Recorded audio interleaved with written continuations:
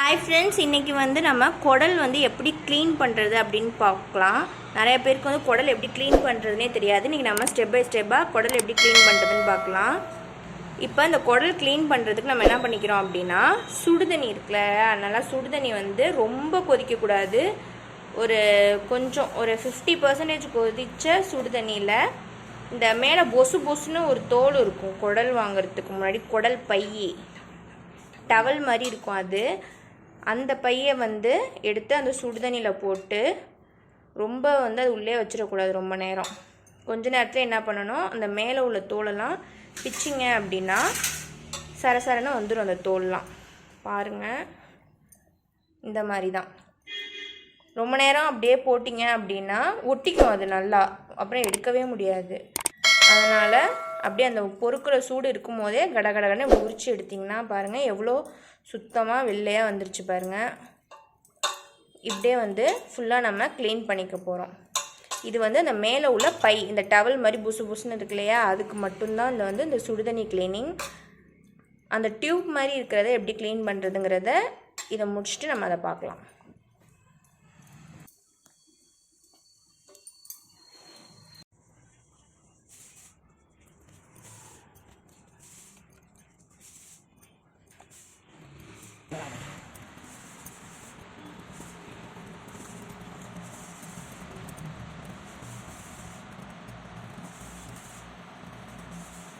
அவ்வளோதான், எவ்வளோ சுத்தமாக க்ளீன் ஆகிட்டு பாருங்கள். ஒயிட் டவல் மாதிரி பியூர் ஒயிட் ஆகிட்டு பார்த்தீங்களா. இப்போ நம்ம இதை வந்து நார்மலாக உள்ள தண்ணியில் நம்ம வாஷ் பண்ணிக்க போகலாம். இப்போ நம்ம என்ன பண்ணிக்க போகிறோம் அப்படின்னா, குட்டி குட்டியாக நம்ம கட் பண்ணி மஞ்சத்தூள் உப்பு போட்டு நம்ம கழுவி எடுத்துக்க போகிறோம். நெக்ஸ்ட்டு இந்த டியூப் இருக்கு இல்லையா, இதை வந்து க்ளீன் பண்ணுறது தான் கொஞ்சம் வேலை அதிகமாக இருக்கும்.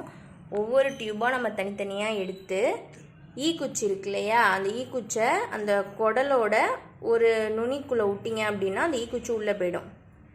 தெரியுதா பார்த்தீங்களா?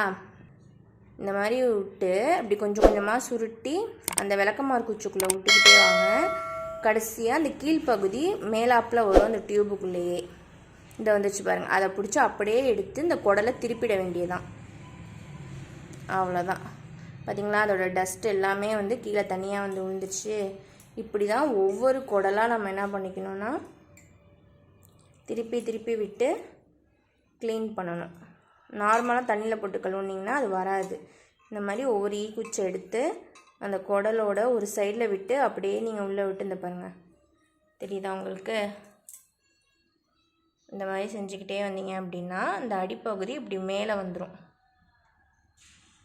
வந்துச்சு பாருங்கள். இப்போ இதை பிடிச்சி அப்படியே திருப்பிடணும் குடலை.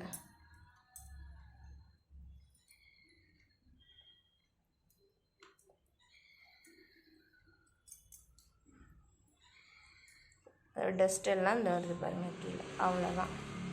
இந்த மாதிரி நம்ம ஒன்று ஒன்றா க்ளீன் பண்ணி இப்போ எடுத்துக்க போகிறோம்.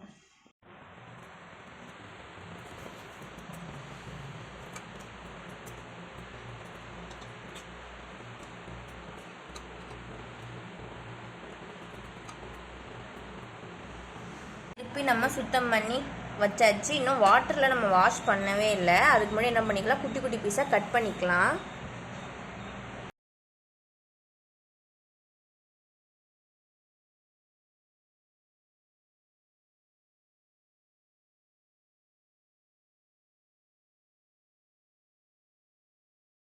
பாருங்கள், இப்படி குட்டி குட்டியாக நம்ம கட் பண்ணி எடுத்து வச்சுக்கிட்டோம்.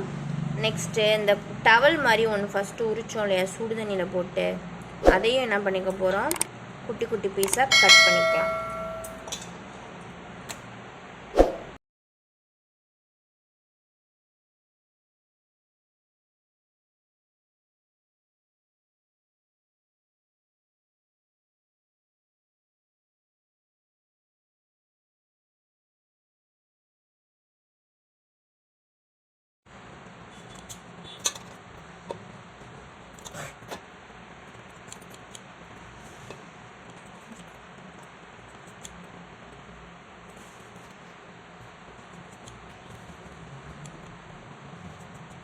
இப்போ நம்ம கட் பண்ணி வச்ச குடலை வந்து தண்ணி ஊற்றி நல்லா அலசி எடுத்துக்கலாம்.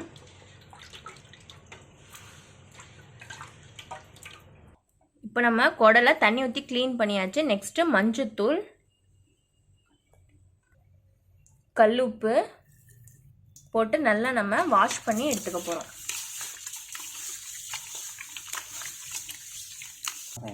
இப்போ நம்ம உப்பு மஞ்சத்தூள் போட்டு நல்லா வாஷ் பண்ணிட்டு இருக்கும்போது பாருங்கள் எவ்வளோ நுறையா அழுக்காருது பார்த்தீங்களா.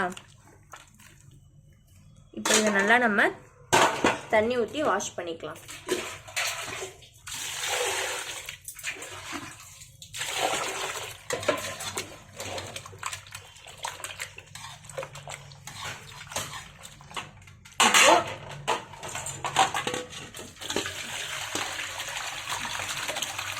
வாஷ் பண்ணதை நல்லா வடிகட்டி எடுத்துக்கலாம்.